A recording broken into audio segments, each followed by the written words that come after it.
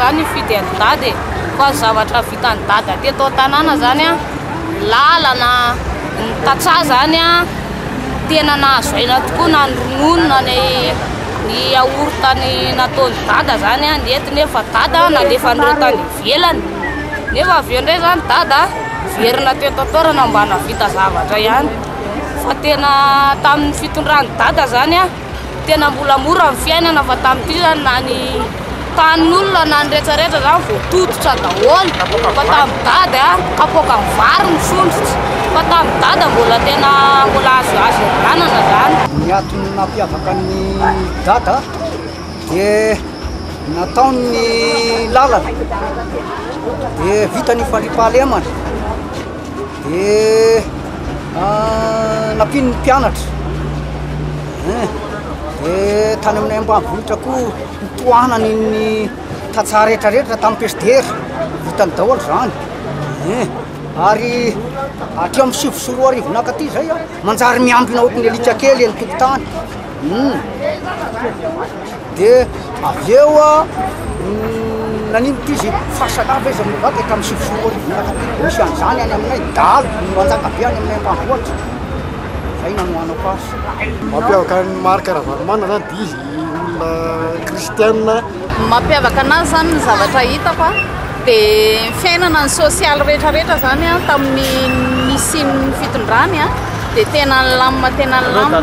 na ankizy kely 12 taona ary amin'izao any aminay any Akazotoa any a dia mavita mamaky ny trano tena iny telo ovakiny ankizy kely 12 taona zao no namaky ny tranonay tao anatin'ny herintaona tamin'ny fiainany dada nefa tsy nisy an'izany zao ianao na andeha arivariva kely na andeha vao maraindraina kely ary ianao amin'izao dia efa matahotra satria tena misy manakandalana foana ianao zany matahotra n'le mpanendaka amin'izao tena enjana be zany ny fiainana amin'izao fa aleo mifidy an'le laharana 5 satria ny fiainana tamin'izany tena lamina na ny filaminanao na ny fiainanao zany tena hita hoe sosa tamin'izany na ny vola miditra raha mba lamina ihany koa ny vahoaka tamin'izany. Ny tena nampiavaka azy aloha dia ny zava-bitany betsaka mihitsy ary tsy resaka fotsiny aho hoe ao amin'ny mpianatra fa ary manaraka an'izany ny fandriam-pahalemana ary ny fahatelo ny lalana rehetra zany izy zany ny tena mampiavaka azy tena ny teny ataony rehefa hoe zay a dia tena tanterahana tokoa fa izy tsy afaka milaza zavatra hoe tsy vitany fa izy tena mana-tanteraka mihitsy zay ny tena antony fidianako azy ary tsika ray aman-dreny koa olona mitovy taona amiko tantarao amin'ny zavatra misy ny tanorantsika fa iza fehpenina fotsiny dia manjary voareborebo izy